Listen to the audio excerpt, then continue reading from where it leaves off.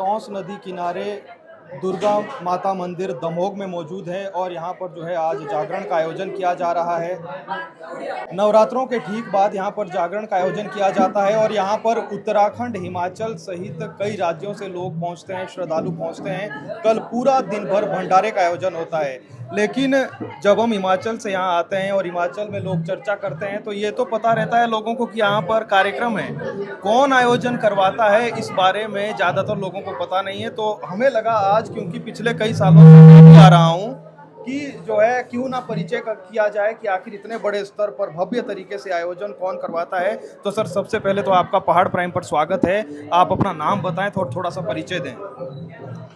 मुझे सविंद्र कुमार आनंद कहते हैं जी। मैं भी इस मंदिर से लगभग 40 वर्षों से जुड़ा हुआ हूँ जी।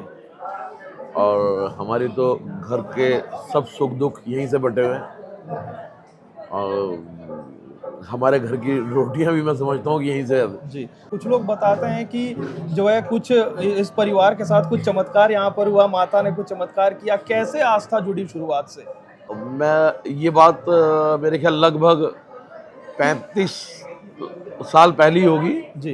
कि मैं कोटी में निवास करता था। यहाँ से लगभग 15 किलोमीटर आगे है जी।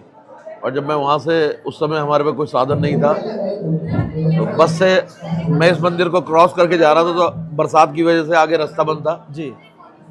और गाड़ी को वापस घुमाया तो मंदिर से दूसरे छोर पे भी रास्ता बंद था। तो उस समय यहाँ पर मंदिर मेरे ख्याल लगभग 12 फुट बाय 12 फुट का एक छोटा सा मंदिर था। ठीक। ये कौन से साल की बात होगी? अगर लगभग 35 साल, 35 पहले हाँ 35 साल ठीक है।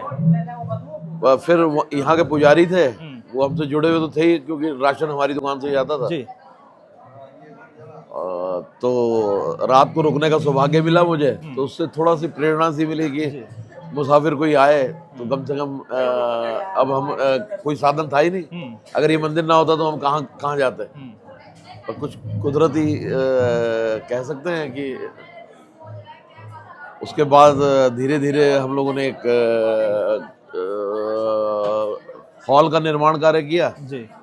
उसके बाद पता नहीं देवी के चमत्कार, उसने कैसी प्रेरणा दी। ये जितना भी कंस्ट्रक्शन आप देख रहे हैं, पहाड़ खोद करके हम पहले नीचे गए, बिल्कुल। फिर उसके बाद कंस्ट्रक्शन करके ऊपर आए और जहाँ पर स्टेज है वो स्थान एक खड़ हुआ करता था, पानी बहता था, उसे हम नीचे से कंस्ट्रक्शन करते हुए ऊपर लेके।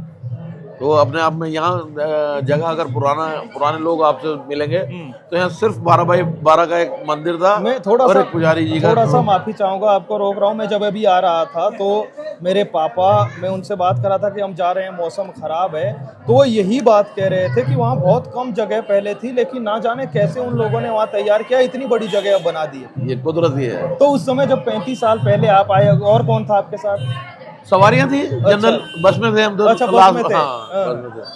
तो थोड़ा सा सर ये बताइए, आइए आप भी परिवार के बारे, थोड़ा सा आप अपने परिवार के बारे में बताया कि ये पूरा परिवार संयुक्त परिवार आपका है, आप लोगों? नहीं, हम कुछ नहीं है जी। हमें तो भगवान ने मौका दे रखा है, जुड़े हुए हैं। आप जुड़े हैं तो आप भी साथ हैं, सब मिलजुल करके ही हो रहा है। तो बहुत धन्यवाद सर। आप बताइए, आपका नाम सर? मेरा नाम हर्ष है जी। आप भी जो है इन्हीं के साथ कब से जुड़े हैं? यहाँ कैसे श्रद्धा रही यहाँ पर?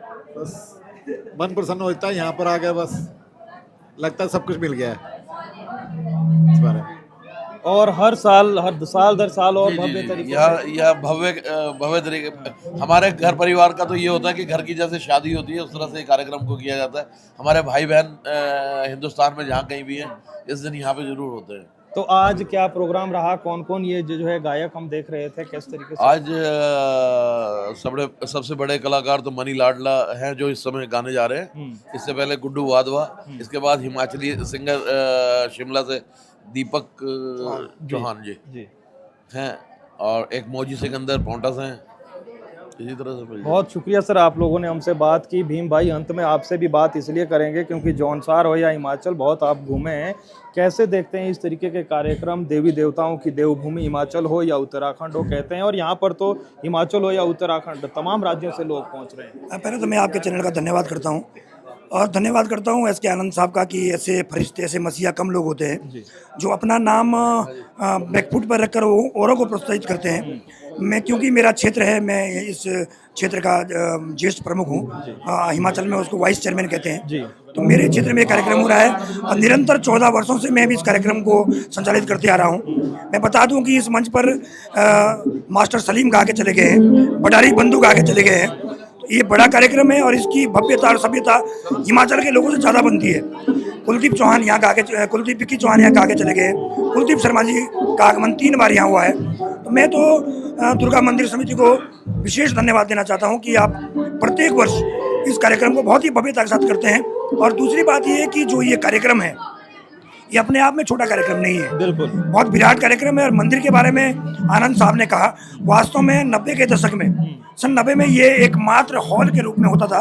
उस समय यहाँ पे इतनी आस्था नहीं थी, लेकिन इस परिवार ने इस मंदिर के जीर्णोद्धार के लिए अपना पूरा तन मन धन से सहयोग किया है। हम इनका धन्यवाद करते हैं। अब मेरा तो विशेष आभार, क्योंकि मैं इसलिए धन्यवाद करना चाहता हूँ कि मेरे क्षेत्र में एक पंजाबी मूल के व्यक्ति ने माँ दुर्गा के प्रति आस्था रखते हुए इतना बड़ा मंदिर बना दिया, इतने बड़े आयोजन किए। आज सौभाग्य की बात यह है कि हमारे कोटी से महासू महाराज की पालकियां भी आई है जो मंदिर के ऊपर विराजमान है। ये इस बार पहली बार हुआ, ये पहली बार हुआ है। ये संयोग बहुत लंबे समय बाद बनने जा रहा था, लेकिन इस बार वो संयोग बना है। और मैं दुर्गा मंदिर समिति के सभी पुजारियों का, सभी मंदिर समिति के जो व्यवस्थापक हैं, चाहे भोजन व्यवस्था है, सफाई व्यवस्था है, मैं सभी का धन्यवाद करता हूं। और विशेषकर सभी आनंद साहब का इसलिए धन्यवाद करता हूं कि आपने जो इस मंदिर के लिए किया है वो कोई फरिश्ता ही कर सकता है। और मेरा सभी से निवेदन है कि यहाँ पे जो आस्था है, उस आस्था के साथ आइए, सभी का स्वागत करते हैं। और हिमाचल प्रदेश का तो ये, क्योंकि हिमाचल और उत्तराखंड का साझा मंदिर है, बिल्कुल अगर हम बताएं तो यहाँ पर अगर 5 पुजारी हैं, 5 के 5 हिमाचल के हैं। मेरे क्षेत्र में है, लेकिन मैं खुश हूँ कि ये मंदिर हमारे क्षेत्र में है और इतने बड़े आयोजन हमारे यहाँ होते हैं। तो मैं आपके चैनल का धन्यवाद करता हूँ। आपके चैनल के माध्यम से कहना चाहता हूँ कि यहाँ पर लोगों की जो आस्था है वो बहुत ही, एक ये बताऊं कि बहुत ही स्वच्छ मन के साथ लोग सहयोग करते हैं।